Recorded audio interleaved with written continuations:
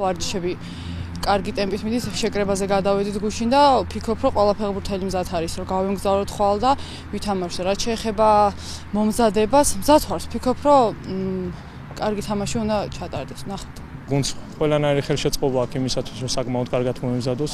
რაც შეეხება ფორმას, ჩემი შეხედულებით, მე ვფიქრობ, რომ გუნდი საკმაოდ კარგად არის უკვე მომზადებული. ერთი თვეა ჩვენ მოსამზადებელი დავიწყეთ. ჩვენ აქ შევიკრიბეთ, ვინც საქართველოში მოთამაშე გოგოები არიან, დანარჩენი ლეგიონერები შემოგვიერთდებიან დუბაიში. სამწუხაროდ დანაკლისი გვყავს 3 წამყვანი ფეხბურთელი გვაკლია, მატოევა, გაბელია და ჭყონია. დანარჩენი ოპტიმალური შემადგენლობა ვართ.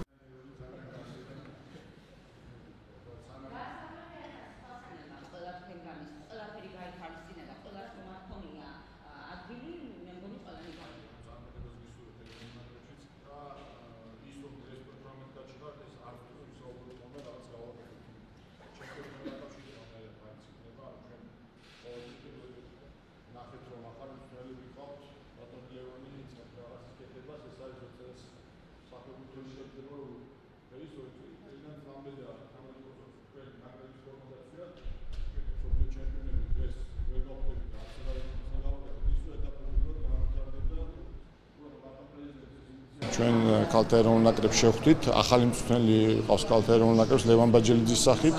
მას გივი კვარაცხელია დაეხმარება და მინდა მათ ამ ახალ საპასუხო თანამდებობაზე წარმატება უსურვო.